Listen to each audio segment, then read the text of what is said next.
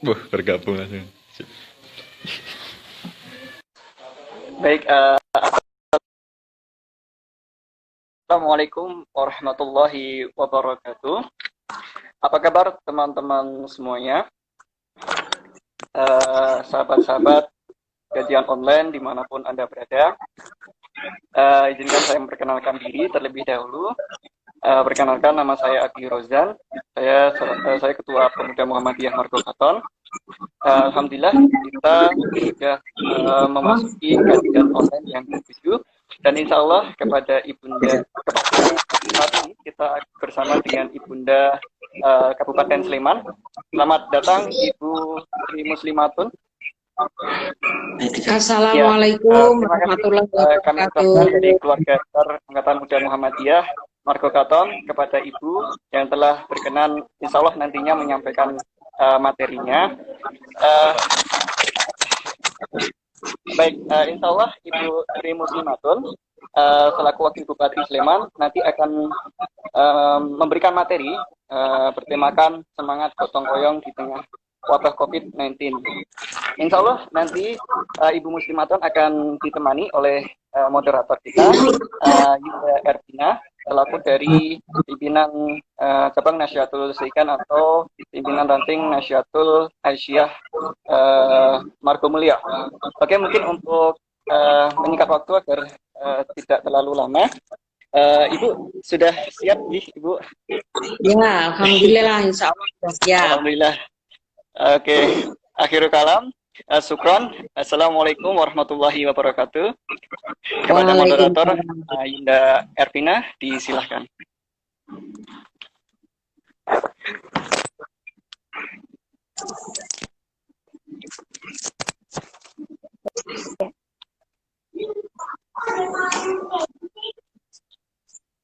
Assalamualaikum warahmatullahi wabarakatuh.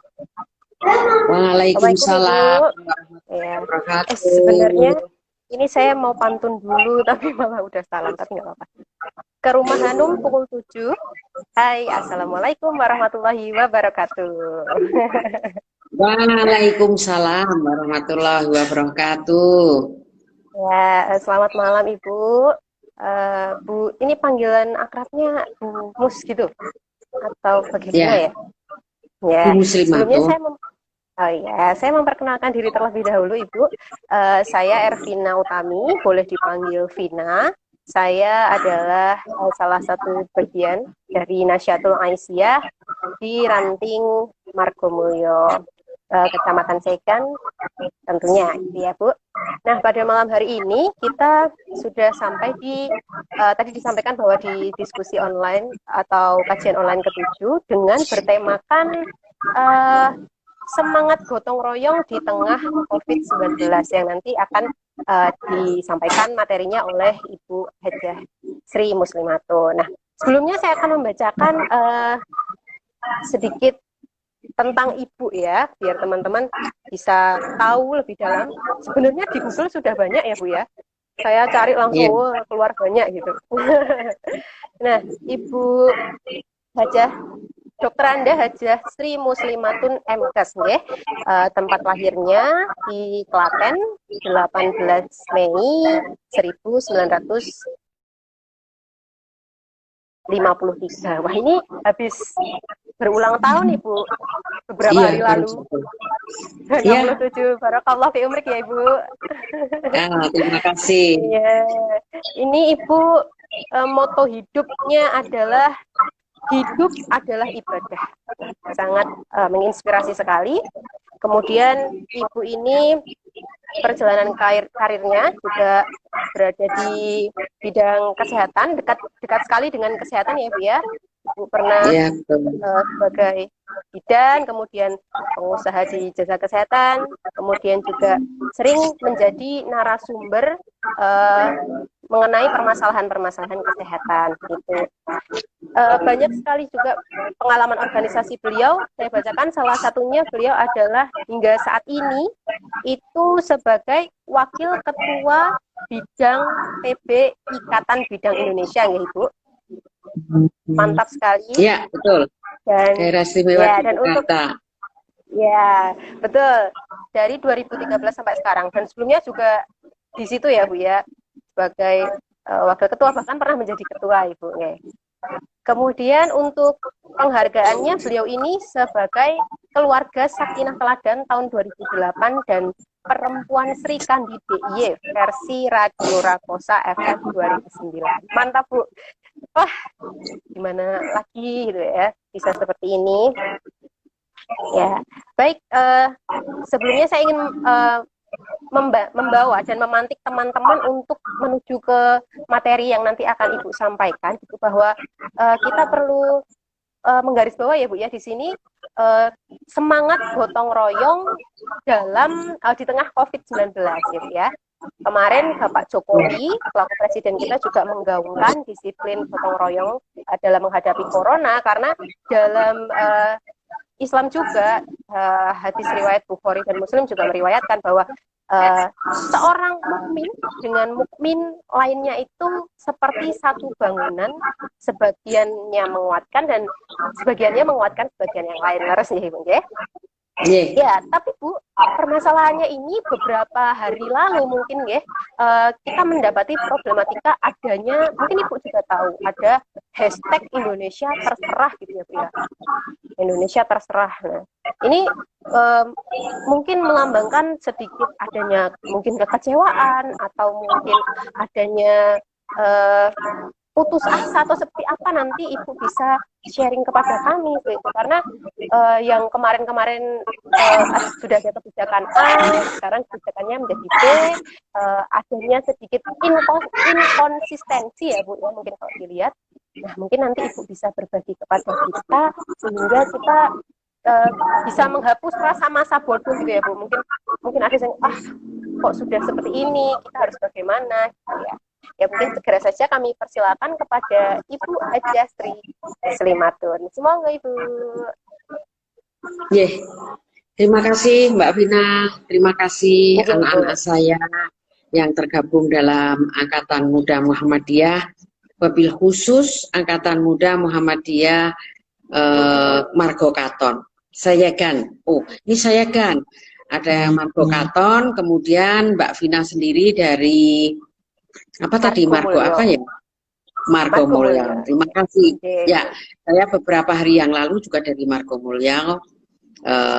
Saya melihat pemberian BST terdampak COVID. Ya, terima kasih. Begini Mbak Vina, tadi yang disampaikan Mbak Vina, memang barangkali ya masyarakat itu bosen atau jengkel kalau bahasa Jawa. Ya, jengkel karena ada beberapa perilaku masyarakat yang tidak sesuai dengan harapan kita bersama. Jadi semangat gotong royongnya itu yang nampaknya tidak menjadi bagian. Sementara itu gotong royong itu sebetulnya budayanya orang Jawa, budayanya orang Indonesia ya. Jadi gotong royong itu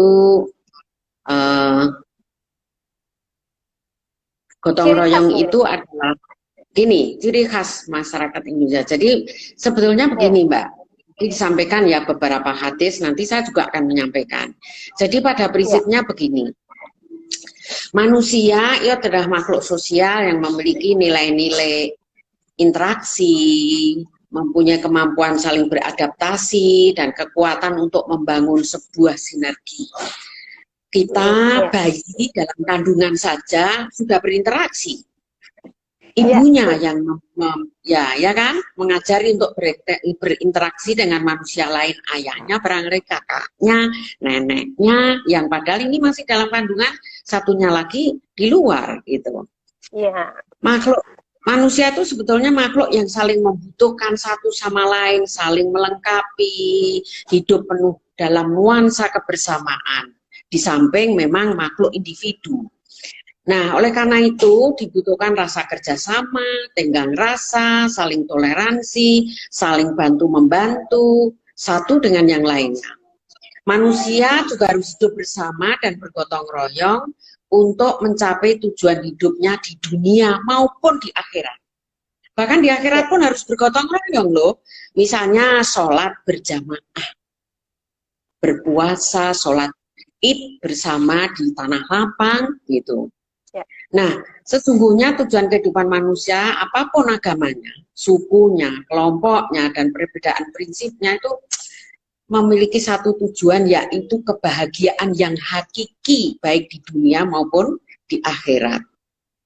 Ya, akhirat. Jadi, kalau Mbak Vina tadi menyampaikan hadis, saya menyampaikan gotong royong dalam Islam menurut Al-Maidah ayat 2, saya terjemahkan langsung ya. A'udzubillahiminasyaitonirrajim. Bismillahirrahmanirrahim. Dan tolong menolonglah kamu dalam mengerjakan kebajikan dan takwa, dan jangan tolong menolong dalam berbuat dosa dan pelanggaran. Dan bertakwalah kamu pada Allah, karena sesungguhnya Allah amat berat siksanya. Selanjutnya Nabi Shallallahu Alaihi Wasallam juga menjabarkan pentingnya gotong royong untuk membangun kekuatan kaum muslimin dan menegakkan kemuliaan agama Islam pada satu daerah. Islam merupakan ajaran penuh dengan kebaikan, senantiasa mengajarkan berpikir positif dan berusaha untuk berlaku baik terhadap sesama manusia lainnya, sehingga tepatlah wasiat Nabi Shallallahu Alaihi Wasallam tersebut. Barang siapa yang membebaskan satu kesusahan seorang mukmin dari kesusahan-kesusahan dunia, maka Allah akan melepaskannya dari kesusahan di antara kesusahan-kesusahan akhirat. Kita petiknya tuh hari ini dan besok. Gitu. Barang siapa memberikan kemudahan kepada yang mengalami kesulitan, maka Allah akan memudahkan dia di dunia dan di akhirat. Barang siapa yang menutup aib seorang mukmin, seorang muslim, maka Allah akan menutupi aibnya di dunia dan di akhirat. Dan Allah akan selalu menolong seorang hamba selama hamba itu menolong saudaranya. Ini riwayat Muslim. Kemudian barang siapa menolong saudaranya, maka Allah akan selalu menolongnya pula. Ini tadi yang disampaikan Mbak Vina ya, Bukhari dan Muslim. Oleh karena itu, selain melakukan kerjasama dan gotong royong pada hal-hal yang diperbolehkan, Islam pun gitu, maksudnya sesama Islam, maka Islam itu juga memperbolehkan loh pemeluknya itu bekerja sama atau tolong menolong dalam perkara makruh. Misalnya banyak hal ini kita bekerja bersama, misalnya ada di Sleman itu ada FKUB. Ini kumpulan umat-umat beragama di Kabupaten Sleman untuk membuat Sleman itu kondusif. Ini perlu gotong royong, saling berkorban, saling menghormati, saling menghargai, supaya terjaga toleransi, supaya juga ada semangat gitu. Ini kemudian kita sebut sebagai gotong royong. Masih ada lagi Al-Quran surat At-Taubah nomor 6 ayat 6. A'udzubillahiminasyaitonirrajim. Bismillahirrahmanirrahim. Dan jika seseorang di antara orang musyrik itu meminta perlindungan kepadamu, maka lindungilah ia supaya sempat mendengar firman Allah. Kemudian antarkanlah ia ke tempat yang aman baginya. Demikian itu disebabkan mereka kaum yang tidak mengetahui. Karena Islam sangat menghormati dan menjunjung tinggi nilai-nilai keadilan, sehingga dalam hal gotong royong, di mana hal tersebut membutuhkan adanya pemeran-pemeran dari agama yang berbeda, tetap sebagai seorang muslim, kita harus berlaku adil terhadap mereka yang non-muslim. Jadi, Islam sesungguhnya mengajak bermanfaat bagi sesama. Ini ada pada surat Al-Maidah ayat 8. A'udzubillahiminasyaitonirrajim. Hai orang-orang yang beriman, hendaklah kamu jadi orang-orang yang selalu menegakkan kebenaran karena Allah. Menjadi saksi dengan adil, dan janganlah sekali-kali kebencianmu terhadap sesuatu kaum mendorong kamu untuk berlaku tidak adil. Berlaku adillah, karena adil itu lebih dekat kepada takwa. Dan bertakwalah kepada Allah, sesungguhnya Allah Maha mengetahui apa yang kamu kerjakan. Gotong royong, tadi sudah saya sampaikan di depan, adalah budaya dari bangsa Indonesia. Kemerdekaan yang kita peroleh saat ini, yang sekarang sedang kita nikmati, meskipun kita sedang mendapatkan hadiah dari Allah SWT, menurut saya ini adalah ujian, cobaan ke kita, apakah tingkat takwa kita itu seberapa, tingkat iman kita itu seberapa, apakah kita akan melaksanakan acuan-acuan yang ada pada Al-Quran dan Hadis di dalam menghadapi cobaan hidup ini. Cobaan itu bisa berupa kesengsaraan, penyakit, bencana, pandemi, atau justru kenikmatan-kenikmatan. Kita sedang dicoba. Seberapa tingkat ketakwaan kita. Nah, Mbak, negara ini milik rakyat. Dan generasi yang akan datang, bukan milik saya. Bukan milik saya, tapi milik kita. Bukan milik perseorangan, sehingga ini menjadi, kalau milik perseorangan menjadi sebuah kerajaan, sama sekali bukan. Sehingga kita harus egois, itu tentu tidak.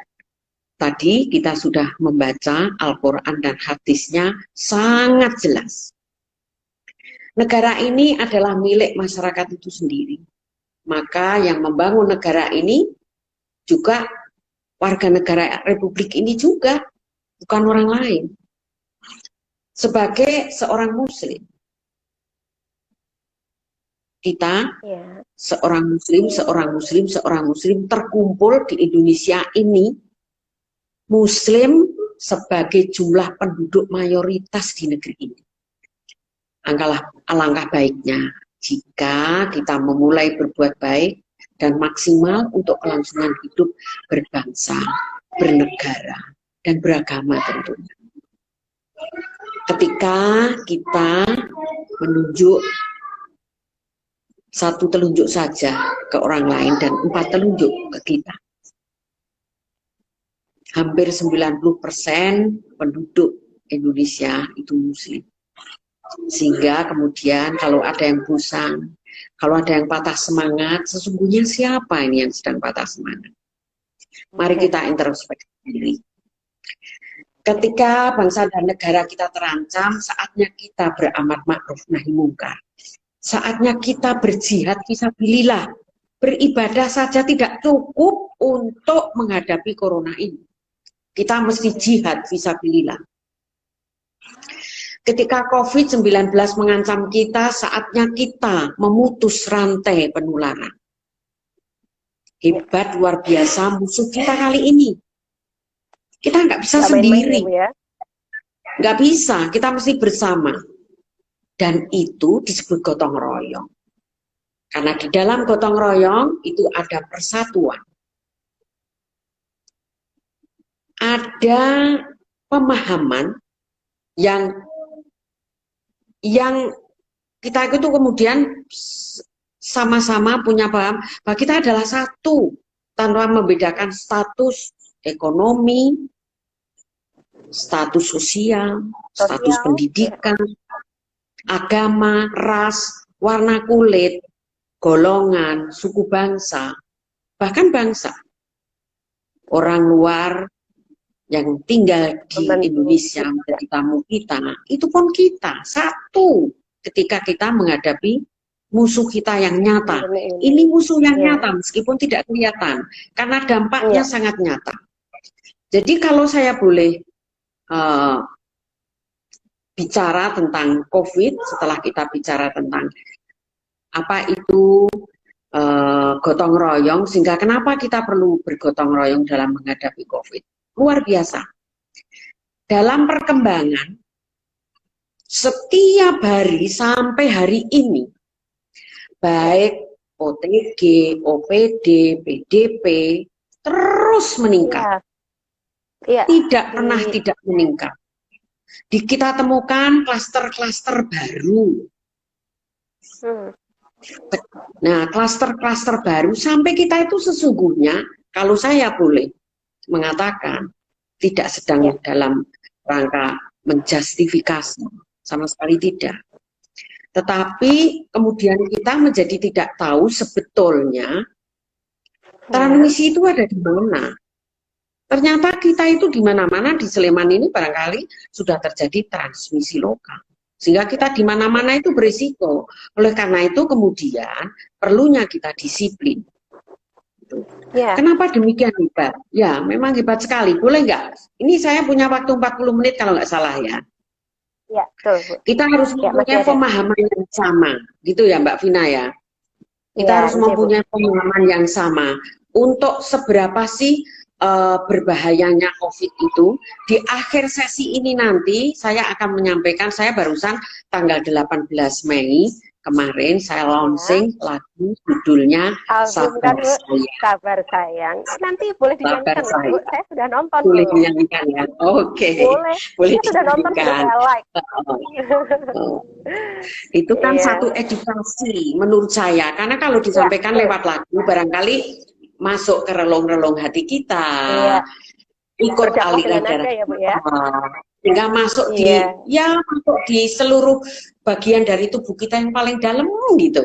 Sehingga tahu-tahu sudah berubahlah perilaku kita nanti akan disiplin, kemudian akan bergotong royong bersama-sama dengan siapapun yang ada di Indonesia ini, bahkan di Belanda.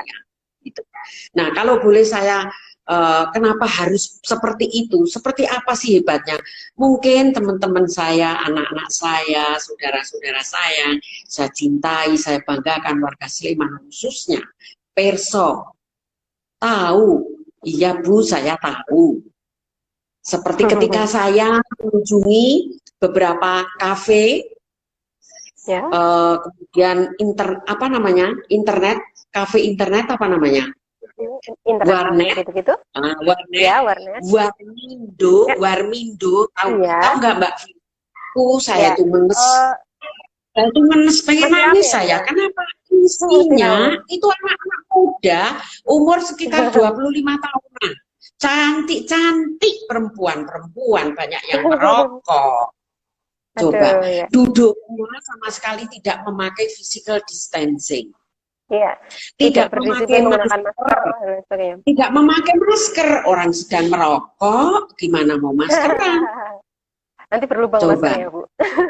Aduh, saya rasanya pengen nangis. Kemudian ketika saya beritahu, mereka nggak ngerti kalau saya wakil bupati nggak ngerti, sedang monitoring. Diberitahu oleh Satpol PP, oleh Pak Polisi, jawabnya Pak, saya paham Pak. Ya, saya paham, berhenti di paham. Tidak disiplin, tidak sepakat untuk berbuat sesuatu yang kita sebut sebagai gotong royong ke arah kebaikan tadi dengan satu tujuan. Apakah ini satu kebosanan? Ketika kita berjihad, kita nggak boleh bosan sampai titik darah yang penghabisan. Gitu. Nah, oleh karena itu barangkali harus saya ulang. Yang namanya virus corona itu adalah virus yang menyerang sistem pernafasan. Penyakit karena infeksi virus ini disebut COVID-19, yang memiliki beberapa perbedaan dengan virus-virus yang ini bisa menyebabkan gangguan ringan. Kalau yang SARS tidak sehebat COVID-19 ini. Ini bisa menyebabkan gangguan ringan sampai berat, gangguan ringan di sistem pernafasan, infeksi paru-paru, berat hingga kematian. Nah, ini mula-mula ditemukan di Wuhan ya, itu masih bulan Desember 2019, kemudian Cina pada akhir Desember 19, dan di Indonesia baru diumumkan Maret 2020.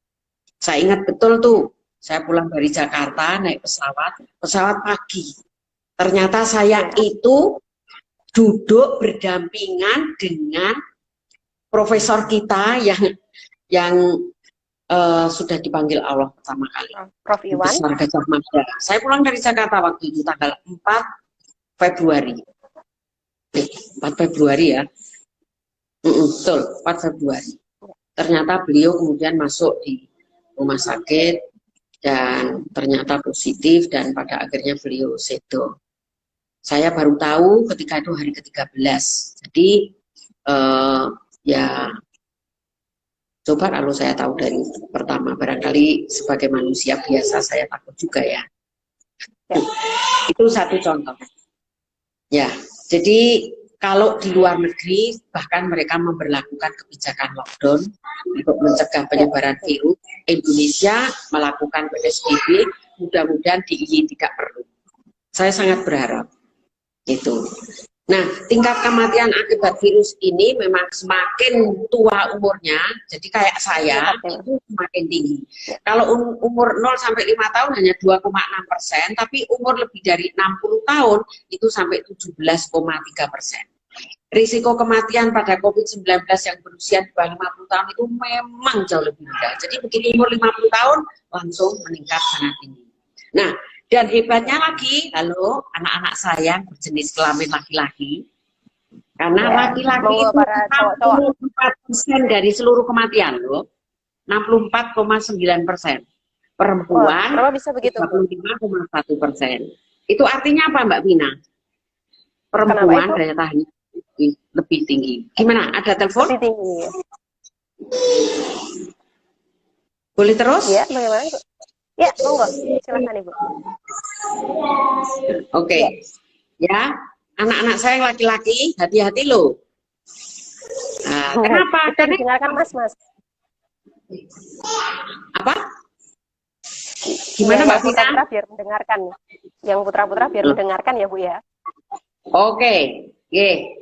Nah, secara umum ada 3 gejala yang menandakan seseorang itu terinfeksi virus. 1, demam, suhu tubuhnya di atas 38 derajat Celcius, batuk kering, sesak nafas. Ada beberapa gejala lain yang muncul pada infeksi virus corona ini meskipun jarang. Diare, sakit kepala, konjungtivitis, itu matanya memerah. Kemudian hilangnya kemampuan mengecap rasa dan mencium bau. Juga ada ruam di kulit. Nah, gejala-gejala COVID-19 ini umumnya muncul pada waktu 2 sampai 14 hari setelah penderita terpapar virus corona. Nah, corona ini mula-mula diperkirakan menular dari hewan ke manusia, sehingga ketika pertama-tama saya menghimbau, yuk cegah corona dengan berperilaku hidup bersih dan sehat. Waktu itu saya menyampaikan begitu. Dengan germas, makan minum gizi seimbang, jangan makan makanan dari hewan yang bisa meningkatkan risiko tertular gitu. Ternyata memang ini menularnya itu dari manusia ke manusia gitu. Untuk human ya. Nah, tertular COVID ini melalui berbagai cara. Yang pertama itu melalui percikan lidah yang kita sebut sebagai droplet, maka kemudian itulah perlunya kita memakai masker. Memakai masker tuh harga mati. Ya. Dan makanya juga di sini ya Bu, jangan di sini ya Bu ya. Iya. Menutupi. Nah, menutupi ya. Kemudian jangan memegang mulut, hidung tanpa mencuci tangan terlebih dahulu setelah menyentuh barang-barang. Ya tentu dalam tanda petik yang kena cipratan ludah, tapi ya siapa yang tahu ini terciprat apa tidak karena semua kering.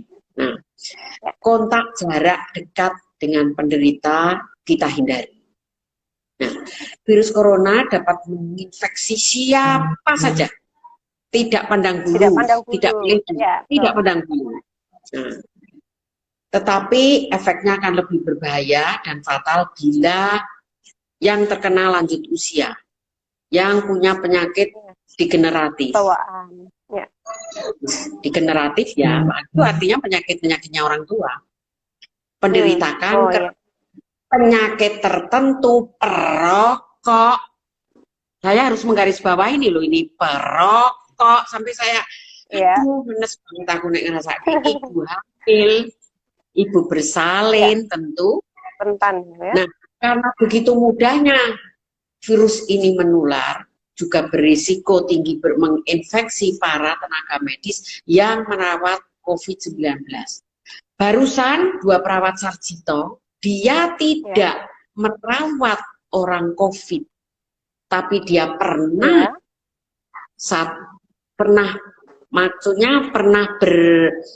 bukan satu kamar, maksudnya ketika bekerja pernah bareng dengan dokter yang positif. Ternyata sekarang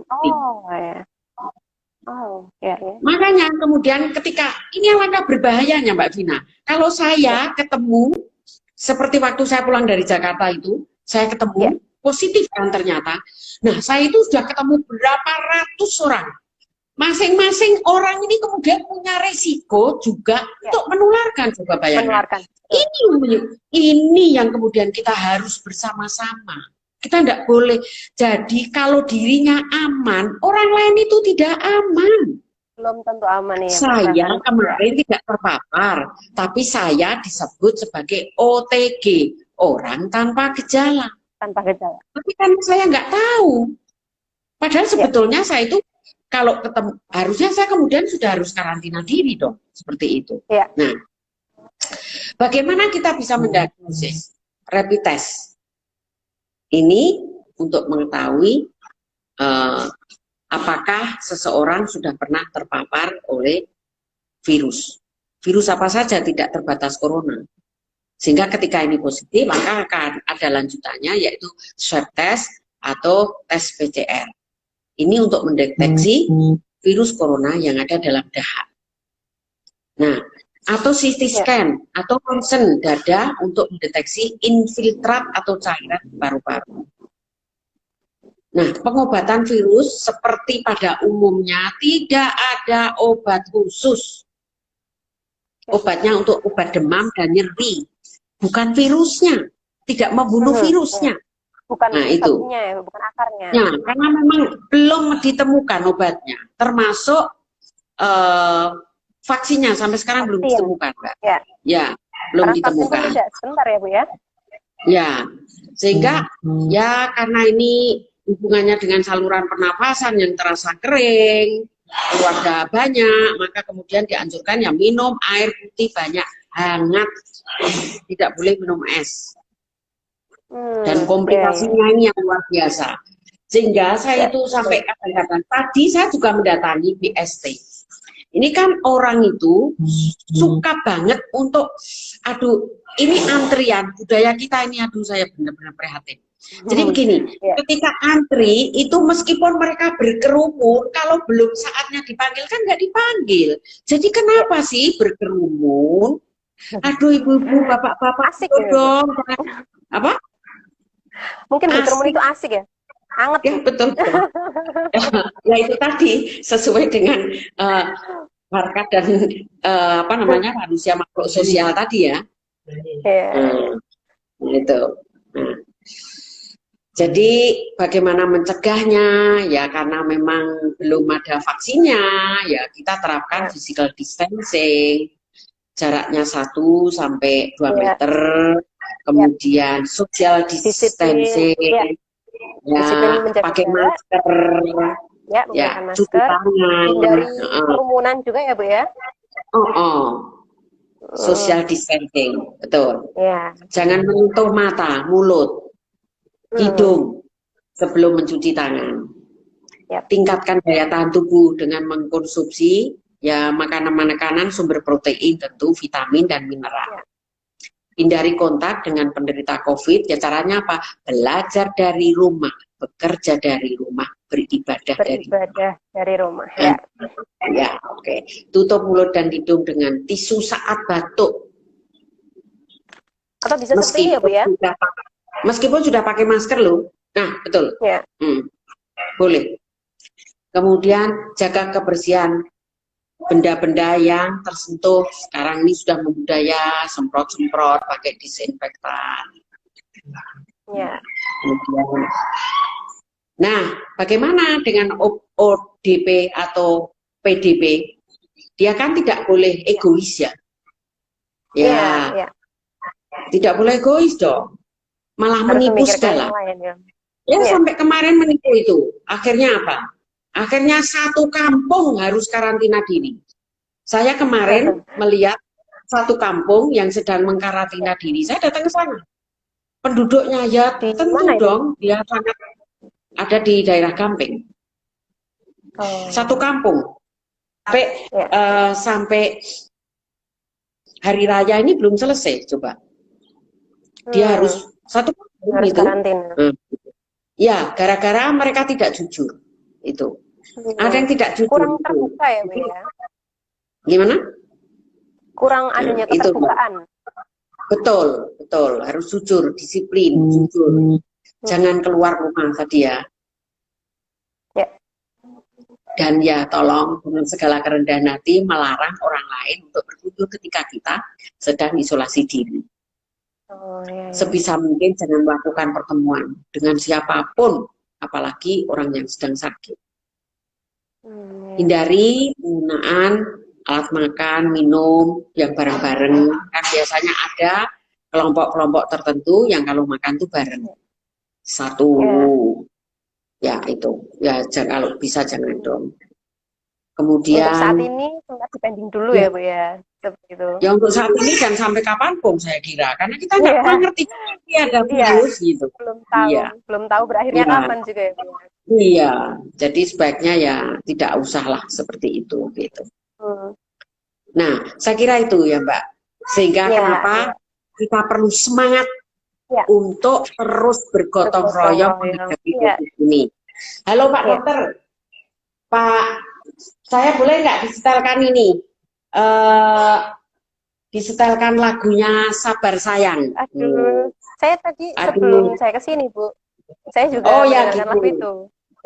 Oh, sudah pernah ya? Oke. Oh, saya sudah nonton berkali-kali, Bu. Oh ya, gitu ya. Ya, yuk. Oke. Sekarang barangkali itu saja yang bisa saya sampaikan. Mungkin ada diskusi gitu, dialog interaktif gitu ya, Mbak Vina ya. Ya, baik Ibu. Ya. Baik, untuk sesi yang kedua ini, yaitu pemaparan materi, telah usai dari Ibu Hajastri Muslimatun. Dan sekarang kita masuk ke sesi yang ketiga, teman-teman, yaitu sesi tanya-jawab. Nah, tadi mata saya menangkap sebuah pertanyaan yang disampaikan oleh rekan kita, yaitu dari akun Arif_ANK baik. Bacanya bagaimana ini ya? Nah, ini pertanyaannya ya, Ibu, saya bacakan. Bu Wabub, pertanyaan 1, resiko corona terhadap bumil bagaimana ya? Nah, kemudian yang kedua adalah penyemprotan desinfektan, bagaimana untuk mengefektifkannya seperti itu. Karena mungkin melihat saat ini portal masuk ke pedukuhan, banyak yang disemprot seperti itu. Jadi mungkin bisa dijelaskan karena mungkin Ibu lebih mengerti. Monggo Ibu. Yang pertama. Terima kasih. Tadi saya sudah sampaikan corona ini luar biasa ya. Komplikasinya terutama untuk ibu hamil, lansia, orang-orang yang punya penyakit-penyakit degeneratif, termasuk kanker. Jadi kalau mungkin orang biasa, orang muda tidak apa-apa, tetapi untuk mereka ini kemudian akan mengalami komplikasi yang tadi saya sebutkan, ada pneumonia, bisa jadi gagal ginjal, henti nafas, ada gangguan jantung. Ya ini yang kemudian mereka kalau orang lain tidak meninggal, ya meskipun meninggal itu kehendak Allah ya, tetapi ini berisiko untuk seperti itu. Karena jadi sebetulnya komplikasinya itu sama saja, cuma karena orang hamil itu lebih rentan, maka kemudian ya tentu ketika dia terpapar corona itu sangat berbahaya. Gitu. Kalau dia sesak nafas, maka dia akan kekurangan oksigen. Untuk kebutuhan ibunya saja tidak cukup, apalagi untuk kebutuhan bayinya yang di dalam. Karena bayinya kan disuplai dari ibunya. Jadi ini 2 nyawa ya berisiko. Kemudian untuk penyemprotan disinfektan misalnya ketika kita masuk, kalau orang sebetulnya nggak perlu disemprot pakai disinfektan Oh, ya, ya. tetapi kalau mobil ya monggo lah. Tetapi kalau cuma cerit-cerit ya kecil banget itu ya hampir nggak ada gunanya gitu. Kurang Hampir nggak efektif ada, ya, itu Bu, mungkin, Bu. ya tidak efektif menurut saya. Hmm. Ya kalau memang mau disinfektan ya yang serius gitu, rata gitu. Kan itu kan cuma Ya. srit gitu, itu nggak efektif. Jadi eman-eman. Ya justru Ya. membuang-buang itunya ya Bu ya, apa bahannya desinfektan, Iya. karena kan kita juga buang untuk membeli gitu. Betul, betul. Ya. Semoga bisa menjawab pertanyaan tadi teman kita, dan masih ada juga pertanyaannya Bu. Ini kebetulan ramai sekali partisipasinya. Untuk pertanyaan yang kedua, tadi saya juga menangkap bagaimana, ini dari teman kita Supri_Wahyuni. Bagaimana jika ada ODP atau PDP di dekat rumah kita? Mungkin lebih ke apa ya Bu, kalau orang jadi unggah-unggahnya bagaimana gitu. Karena kita terlalu biasa untuk saling bersosialisasi mungkin ya. Jadi bagaimana menyikapi itu gitu. Karena kalau saya boleh cerita sedikit ya Bu, di tempat saya tinggal juga masih ada 1-2 orang yang ke masjid, dan ketika ada 1 orang yang sudah sepuh begitu, biasanya kan kita habis sholat ini salaman, dan ketika jamaah lain diajak salaman itu begini, itu ada sedikit ketersinggungan, kok tak ajak salaman ragu, nah seperti itu. Mungkin bisa menjawab gimana kalau ada ODP atau PDP di dekat rumah kita. Ya, yang pasti ODP atau PDP itu bukan sesuatu yang kan kadang itu seperti apa ya? Apa maksudnya? Begini loh maksudnya. Seperti itu tuh sebetulnya mereka kan boleh, siapapun kan boleh ODP atau PDP ya. Siapapun. Ya. Itu bukan sesuatu yang ya? bukan tercela gitu loh. Jadi kita tentu dengan perilaku asertif menyampaikan dengan santun tanpa menyakiti, mengingatkan supaya ODP PDP itu melakukan karantina diri. Sehingga di dalam rumah selama 14 hari semua kegiatan dilakukan di dalam rumahnya, tidak boleh keluar rumah. Kita mengingatkan, ya tentu harus santun dengan perilaku asertif. Dan apabila, itu juga kita sampaikan, apabila di dalam karantina diri tadi selama 14 hari itu kok ada gejala tadi, demam, batuk, pilek, apalagi sesak nafas, segera konsultasi dulu. Karena barangkali ada dokter yang mau datang. Karena ini statusnya karantina, gitu. Nah, bagi yang penderitanya sendiri, ODP atau PDP, mbok ngrumangsani, gitu loh. Mbok ngrumangsani, jadi sing bisa rumangsa ora rumangsa bisa gitu loh. Dibalik, sing bisa rumangsa introspeksi diri bahwa saya harus melakukan isolasi diri supaya saya tidak merugikan orang lain. Karena ketika ada satu terpapar, maka satu ini ketemu siapa? Kalau ketemu 100 orang, 100 kali yang 100 itu ke 10, akhirnya udah 1000. Coba. Ngeri enggak? Luar biasa. Ini enggak cuma deret ukur loh ini. Deret ukurnya itu udah deret ukur apa ya? Luar biasa. Nah, jadi itu yang bisa ngerumangsani tadi ya Mbak ya. Itu. Jadi jangan melakukan pertemuan, bahkan tadi sudah saya sampaikan loh, jangan menerima tamu, wis toh 14 hari itu ngrumangsanono gitu, tinggallah di dalam rumah. Gitu. Sebagaimana kita juga tidak perlu, karena ini ada juga loh, ketika rumah itu untuk karantina diri sampai orang nggak berani lewat depan rumahnya. Ya ini tidak benar. ini menyakitkan, kan begitu? Ya. Ya lewat saja Ya. selama pakai masker, selama menjaga jarak, ya itu tidak masalah. Lewat depan rumahnya ya tidak masalah, asal jaraknya dijaga. Asal tidak pegang-pegang handle Ya. pintunya misalnya, gitu. Ya. Itu Mbak. Nah, kemudian satu lagi apa ya? Sudah kayaknya ya Mbak itu ya? tadi yang kedua. Ya, itu tadi pertanyaan yang kedua sudah terjawab. Semoga menjawab dari pertanyaan teman kita tadi. Dan ini ada pertanyaan yang ketiga, yaitu dari Ayunita Aviani _ Bu. Saya bacakan dulu ya. Ya. Mohon maaf, sebentar. Ya. Untuk dari pertanyaan yang ketiga ini, bagaimana cara real peran dan juga, mohon maaf sebentar Bu.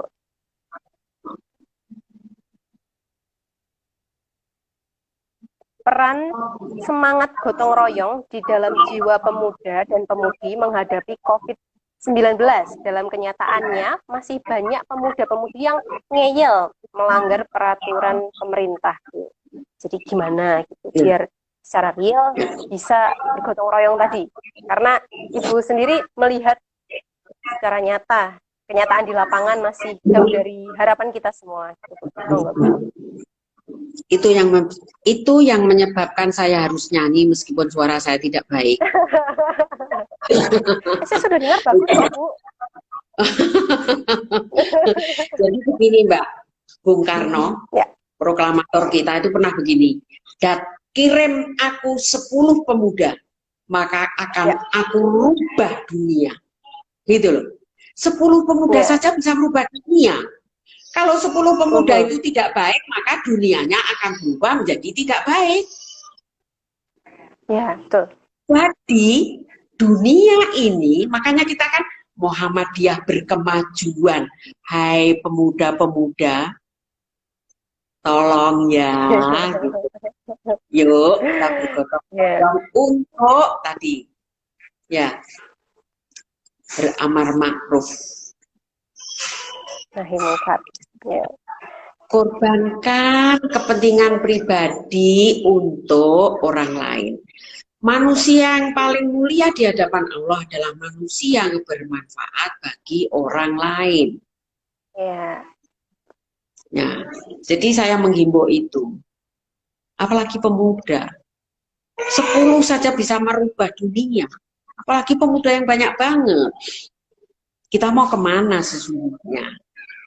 Kalau kita mau menang terhadap COVID, ayo pemuda-pemuda lawan COVID dengan patuh terhadap protokol, patuh terhadap aturan. Itu kita sebut sebagai disiplin. Tidak kaku kok. Yang luwes-luwes saja. Harus dibiasakan ya Bu ya. Iya, jadi pakai masker itu katanya memang mula-mula belum biasa. Jadi sebuah budaya itu memang harus mula-mula dipaksa lama membudaya. Tetap cantik loh pakai masker. Gitu. Iya. Masker bisa bervariasi juga ya Mbak Vina. Ya, ada yang gambar-gambar juga Bu sekarang. Ada manik-maniknya. Oh, iya, betul. Yang bagus-bagus.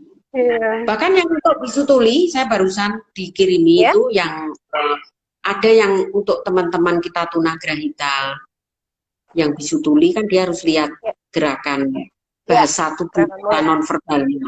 Jadi transparan. Yang dipasang sehingga enggak bibirnya kelihatan. Sudah diciptakan. Tapi tidak menghilangkan, tidak menghilangkan fungsi dari masker itu sendiri ya Bu. Oh iya, fungsi maskernya kena, bekerja, tapi ya. Gitu. Baik.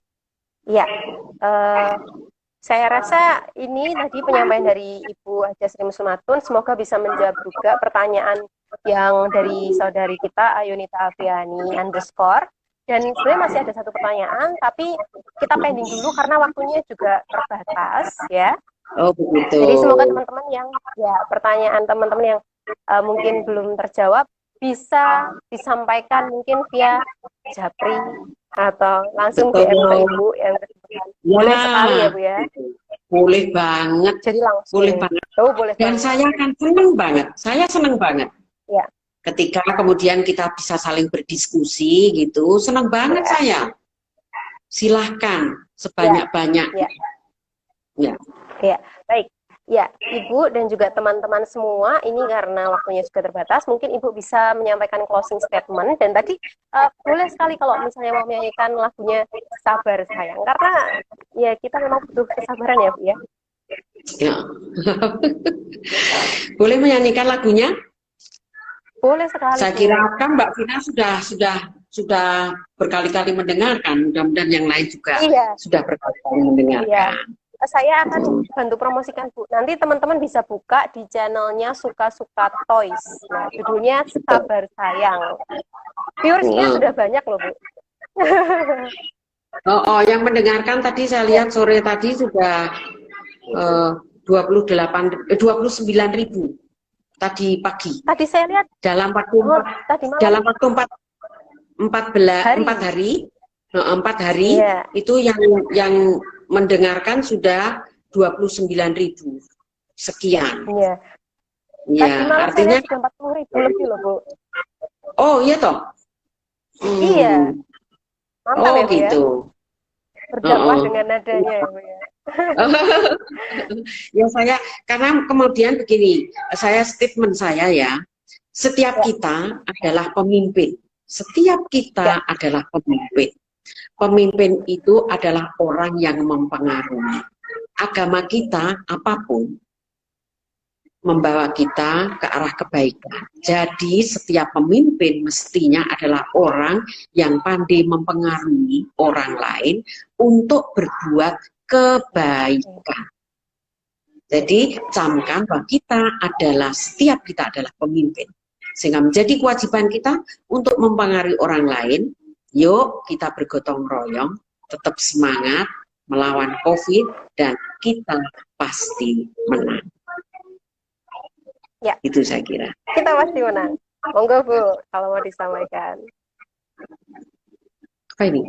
Lagunya? Oh lagunya, oke. Iya, boleh loh Bu. Ya, mesti ini yang suara saya saja ya, suara saya. Iya boleh Bu. Iya. Oke. Sing ayem tenang rasa sumelang, tetep waspada jaga jarak nang keramaian, cuci tangan nganggo sabun nganggo masker yen lalu bareng-bareng putus rantai penularan. Mantap Bu, kita berikan tepuk tangan. Terima kasih Mbak Vina, sampai ketemu. Semangat Mbak Vina ya. Terima kasih Bu sudah saling menginspirasi. Ya, salam dari kami, teman-teman dari AMM Margo Katon, dari AMM Margo Margo yang lain, dan juga dari AMM cabang Sayekan ya Ibu ya. Terima kasih. Mengucapkan terima kasih kepada Ibu dan juga teman-teman yang sudah bergabung malam ini. Semoga perbincangan dan juga materi yang disampaikan oleh Ibu Hajah Sri Muslimatun dapat bermanfaat dan tentunya meresap ke hati kita ya Bu ya. Bisa kita amalkan. Sehingga sama-sama bergotong royong dan kita menang tadi ya Bu ya. Ya baik, karena waktunya juga sudah pada titik yang harus kita akhiri, maka dari itu mari kita membaca hamdalah bersama-sama dan juga membaca doa kafaratul majlis bersama-sama. Allah SWT. Alhamdulillahirrahmanirrahim. Subhanakallahumma wa bihamdika asyhadu an la ilaha illa anta astaghfiruka wa atubu ilaika. Amin. Terima kasih. Saya ucapkan kembali kepada Ibu Hajah Sri Muslimatun. Semoga bisa berjumpa atau bisa bersua baik lewat online maupun yang lain dalam kesempatan yang lain. Amin. Kita akhiri ya Bu ya. Ya, monggo matur. Akhirul kalam, wassalamualaikum warahmatullahi wabarakatuh. Waalaikumsalam warahmatullahi wabarakatuh.